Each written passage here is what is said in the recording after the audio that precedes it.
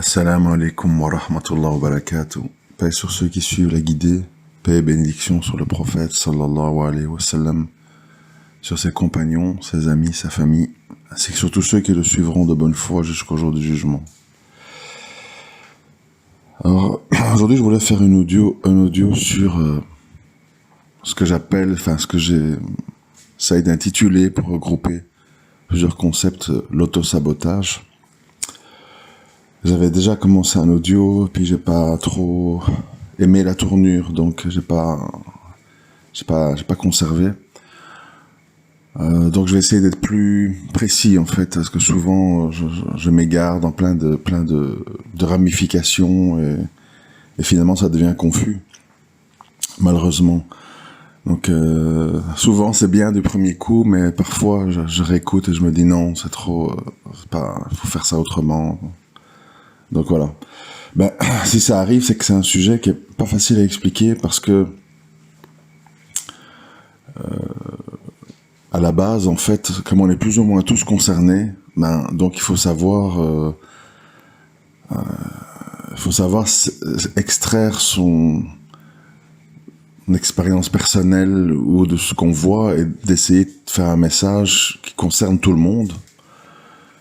Mais en tout cas, ce qu'on peut dire, et qui concerne tout le monde, c'est que, contrairement aux autres créatures, nous les êtres humains, on a le libre arbitre. Et ce libre arbitre, en fait, c'est une arme à double tranchant, dans le sens que, si ce libre arbitre nous sert à rester droit, à faire le bien, à se repentir, à corriger nos erreurs, à évoluer favorablement, et j'insiste sur le évoluer favorablement, parce que c'est quand même un paramètre très très important que je trouve qui est malheureusement délaissé. C'est que j'ai l'impression que les gens sortis de l'adolescence, je dis les gens parce que pour le coup je me sens pas concerné, alhamdoulilah. Mais j'ai l'impression que la majorité des gens sortis de l'adolescence, ils sont construits en fait. Et puis en fait, tout le restant de leur vie qui peut durer longtemps, 40, 50, 60 ans après l'adolescence, ce n'est qu'une confirmation et une reconfirmation de ce qu'ils étaient à ce moment-là. C'est-à-dire, chacun suit ses passions, chacun suit son caractère, et puis finalement, malheureusement, l'être humain qui vit comme ça n'a pas beaucoup appris de la vie et n'a pas vécu longtemps.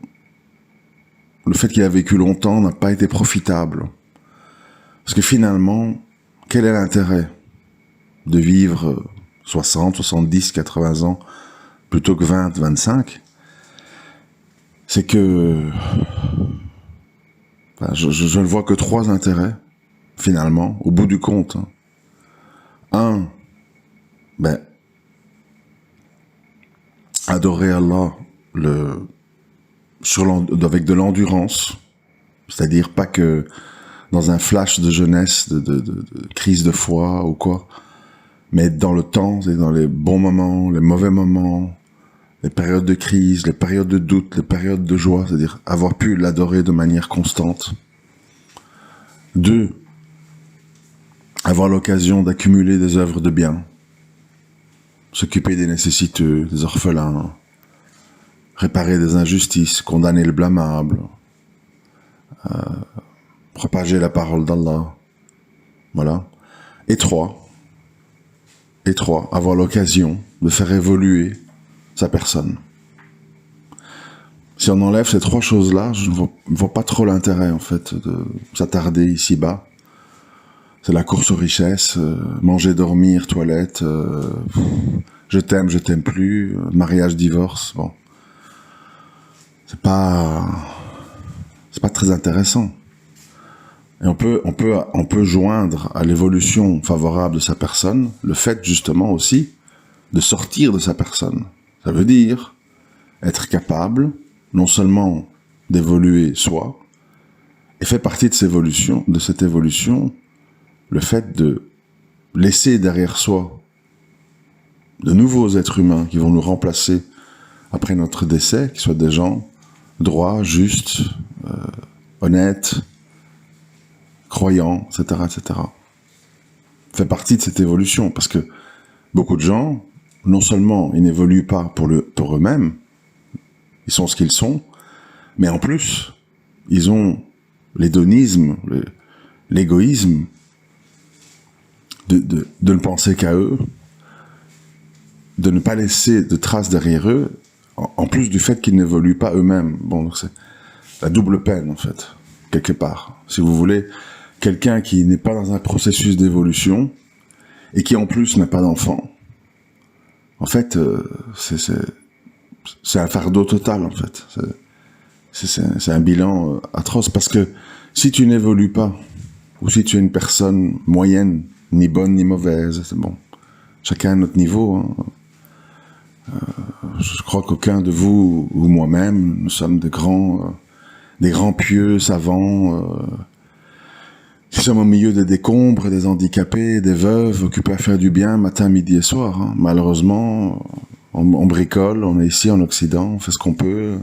Bon, donc moi je nous considère au mieux moyen, au mieux. C'est comme ça, il faut accepter son statut, hein. Et après essayer d'évoluer, bien sûr. Il ne faut pas s'en contenter. Mais au stade actuel, je pense qu'il faut être réaliste, humble et modeste. Au mieux, nous sommes très moyens. Voilà. Mais donc, je disais, si tu n'es pas dans un processus d'évolution, si tu es moyen, voilà, tu te traînes un peu dans la vie, d'histoire en histoire, d'événement en événement, n'impacte pas beaucoup les choses.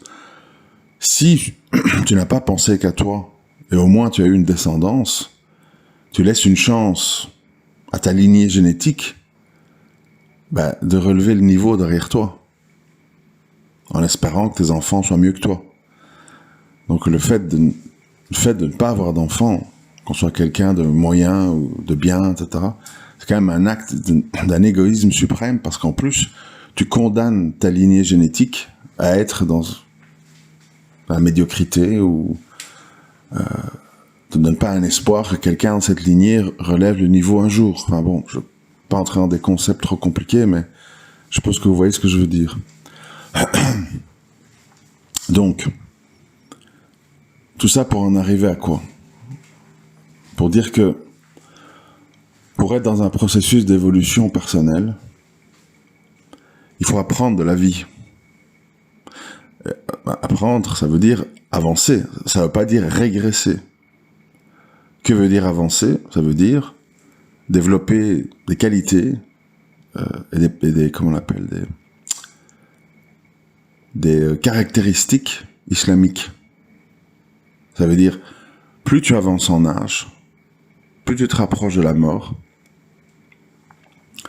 plus tu dois être quelqu'un qui s'accroche à ses adorations, fait du bien, apprend à pardonner, à se détourner des futilités. En gros, tu dois devenir un être humain plus complet, qui fait plus de bien et qui se dirige vers une évolution de vie positive. Malheureusement, le constat que je fais souvent, et c'est pour ça que je fais cet audio, c'est que dans nos vies, j'espère ne pas en faire partie, je me bats contre ça, avec ma propre personne, c'est que les gens commencent bien, beaucoup d'idéaux, l'islam, tawhid, ceci, cela, mariage, bon. Donc c'est tout feu, tout flamme. Puis, ça se passe pas comme prévu, il y a des épreuves, il y a des aléas, il y a des déceptions, et les gens, ils baissent les armes, sont de plus en plus amers, blessés, rancuniers, et ils commencent à régresser. les voiles se raccourcissent, les barbes sont de plus en plus taillées, les prières de plus en plus aléatoires, et le refus du destin et les péchés commencent à s'accumuler dans les cœurs. Et ça régresse. Et on est de plus en plus amer, déçu. Tout le monde dit, je suis content d'avoir connu l'islam avant d'avoir connu les musulmans.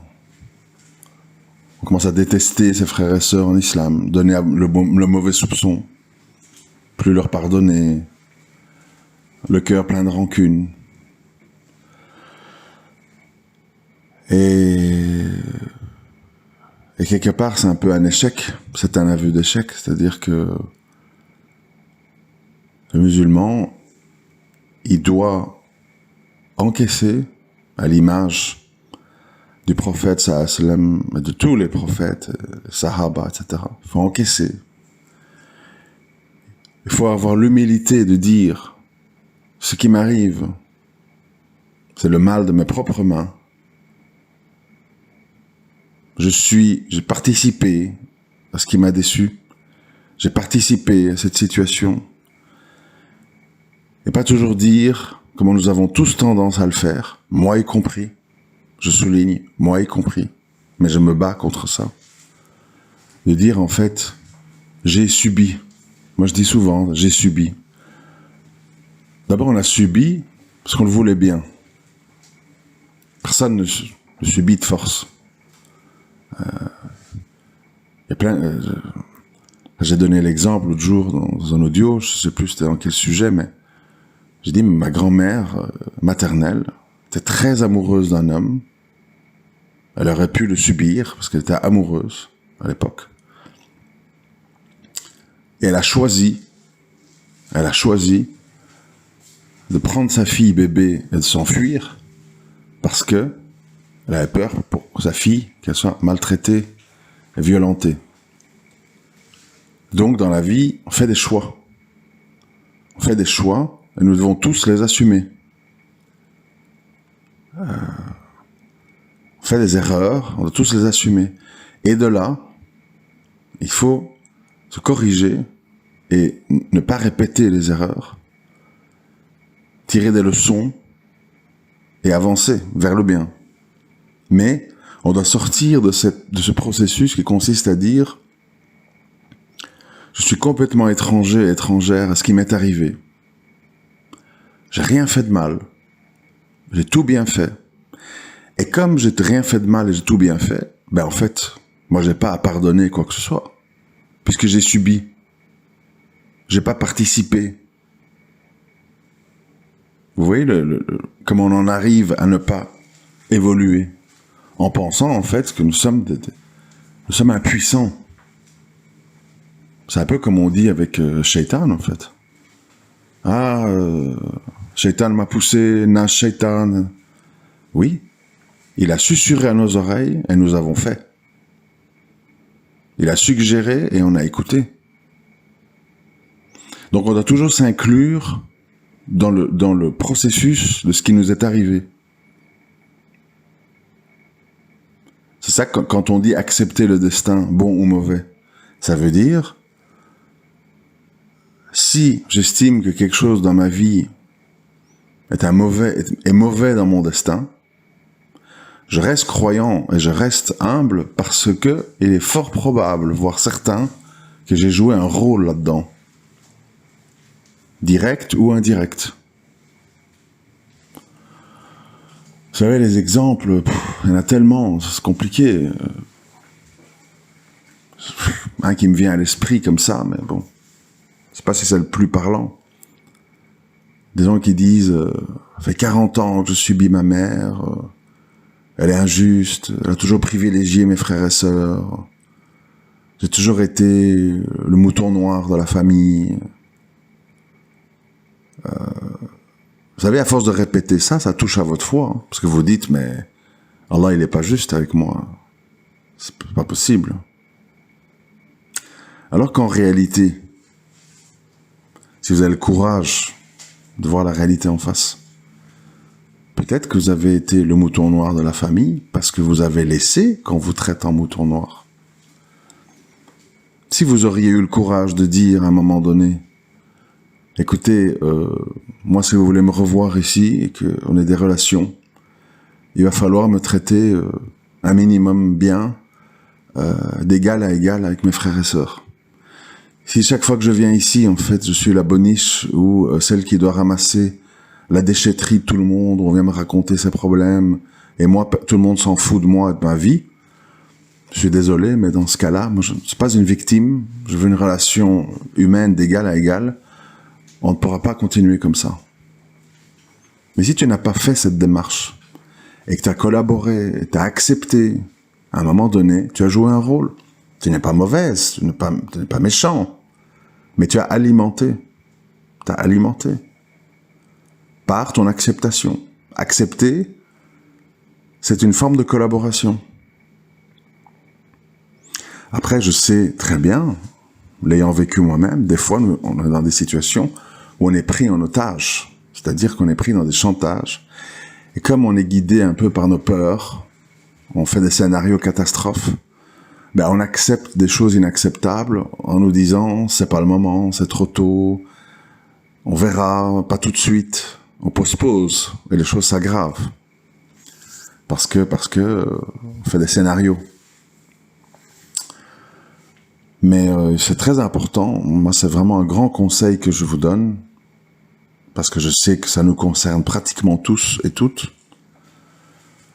Tous vos mauvais souvenirs familiaux, de l'enfance, de vos anciens mariages, je ne sais pas quoi. Il est très important de dire, c'est mon destin, c'est mon épreuve, on en a tous eu, et de là, qu'est-ce que je fais? Je ne suis pas une victime, je suis quelqu'un simplement qui, face au scénario qu'on lui a donné, a slalomé comme il a pu pour s'en sortir. Et aujourd'hui, que j'ai du recul, que je comprends tout ça, que j'ai évolué, que j'ai de l'expérience, que je suis plus mature, etc.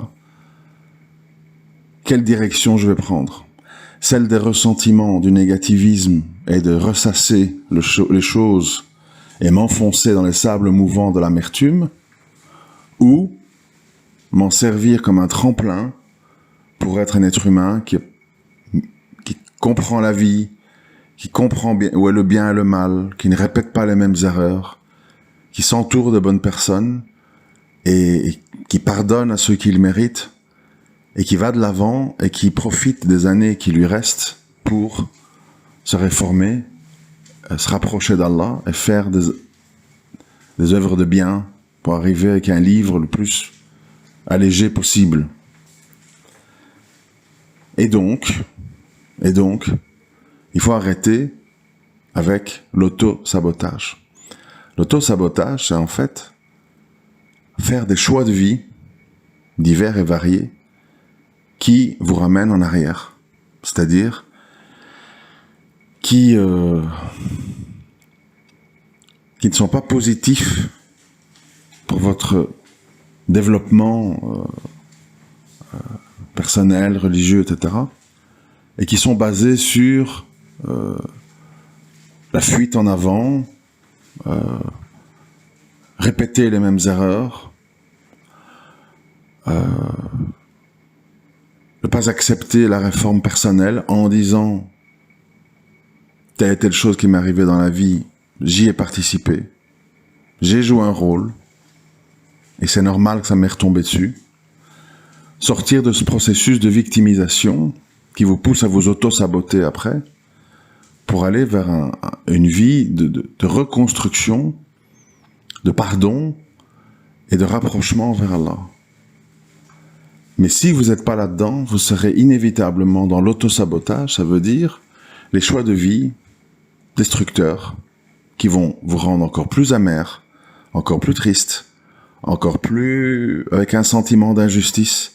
Et finalement, parce que nous sommes faibles, c'est comme ça, à force de vivre en tant que victime d'injustice, qui n'accepte pas de se réformer, d'avancer, etc., ben, vous allez perdre inévitablement votre lien avec Allah. Vous savez, quand je vois tous ces trucs-là, de développement personnel, toutes les clientes de Madame Mounir au Maroc et tout ça, c'est tous le même profil en fait. Des femmes de 40, 45 ans, déçues, laminées par la vie, divorce, machin, truc, qui viennent là et qui payent cher pour en fait faire un peu de yoga, faire des dessins, chanter, danser, rigoler entre filles, pour oublier en fait le massacre. Et alors évidemment, ben, comme on est dans la victimisation générale, ben, les voiles glissent vers le bas, on commence à devenir coraniste, on commence à mettre tous les hadiths en doute pour ne garder qu'un islam de type bouddhiste, qui s'insère très bien dans le mondialisme. Et en fait, évidemment, on dit « Ah ben je me sens mieux, je vis un véritable renouveau. Ce stage m'a apporté beaucoup pour accepter la vie et oublier l'islam dogmatique qui m'a fait tellement souffrir. » Bon. L'être humain, il est facile à duper, vous voyez, malheureusement. Hein. Il est facile à duper quand on est dans l'auto-sabotage, quand on est dans la fuite en avant, quand on se positionne en victime. Ah, j'étais 30 ans avec un homme qui buvait, qui me battait. Hein. Ah, 30 ans, ouf, t'es une sainte, dis. Pendant 30 ans, tu subis un homme qui boit, qui te frappe. Ah ben, chapeau, hein. Moi, j'en connais, tu leur dis un mot de travers, ils te font la misère, et puis ils demandent le rôle. Hein. Toi, 30 ans, mec, un type qui frappe et qui boit. Il faut être complètement stupide et très crédule pour croire ce genre d'histoire, quoi. Il suffit de connaître la vie. Moi, je vois dans la vie, il y a des gens, pour deux bêtises, ils disparaissent, ils divorcent. C'est pas des histoires toutes plus ridicules les unes que les autres. T'as été trop ci, t'as fait trop ça. Bon. Puis vous me dites, pendant 30 ans, j'ai pris des coups d'un mari alcoolique. Bon. Alors voilà, c'est des trucs qu'on entend, quoi. Alors on est là, oh la pauvre, oh c'est terrible. Oui, mais bon, c'est quoi le fond de l'histoire? Parce que je crois qu'on me raconte pas tout, là. Et c'est ça le problème, en fait. Mais comme les gens sont dans le culte de la victimisation, dans l'autosabotage, et qui veulent juste fuir, en jouant la victime, et c'est toujours eux qui ont eu la pire des vies, et le pire des choses, la pire des expériences, et toujours innocents. Bon, ben là, le problème, c'est que ça va pas aller, quoi. Il faut être dans un processus mental qui vise à dire « J'ai joué un rôle dans tout ce qui m'arrive. J'ai trop accepté ça, j'aurais dû faire ça. J'ai puni mon mari ou ma femme de la mauvaise manière. Je n'avais pas à le laisser 1 an sur le canapé parce que ceci, cela. Au contraire, je devais me rapprocher de lui pour éviter qu'il continue à faire ça. Donc j'ai joué un rôle, j'ai fait ma part de faute. Mais les gens ne font pas ça. Ils sont dans l'autosabotage et la conviction qu'ils ont subi. Et comme ils ressentent ça, ils veulent pas avoir le bon soupçon sur les autres, sur Allah, sur le destin. Et donc, ils s'auto-sabotent ici-bas et dans l'au-delà. Et c'est très grave. C'est extrêmement grave. Voilà, j'ai refait l'audio parce que je voulais être concis. J'étais trop long, trop compliqué dans l'autre, etc. Il faut quand même rester un minimum concentré. Des fois, je divague un peu trop.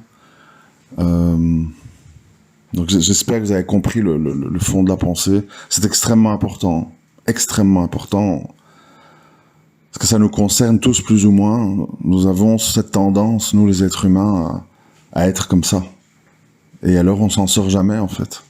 Parce qu'Allah, il aime les humbles, les modestes, les repentants, qui acceptent de dire « je suis pas totalement innocent dans cette affaire ». Et qui redoublent d'efforts au lieu de fuir, d'aller vers un islam christique entre yoga et dessin, qui acceptent en fait de s'accrocher à leur foi, tout en acceptant d'avoir été en partie fautif de ce qui leur a fait mal, plutôt que d'accuser Allah et donc de se détourner de lui en disant oh, j'ai trop souffert, je veux bien rester musulmane, mais alors il faut me proposer un islam allégé, quoi, parce que avec tout ce que j'ai pris là, moi c'est l'islam complet, tout ça, non, faut arrêter. Vous voyez, c'est un peu ça, hein. Dans le fond, c'est un peu ça. Si vous creusez, c'est un peu ça qui se passe. C'est des phénomènes inconscients, mais c'est ça qui se passe. Faut faire très attention, mes frères et sœurs. Nous sommes dans un marathon, pas dans un sprint, et les pièges sont nombreux, surtout ceux dont on s'exclut en partie responsable ou complice, et qu'on croit qu'on a été victime d'une injustice. Ça abîme la foi, croyez-moi. Assalamu alaikum wa rahmatullahi wa barakatuh.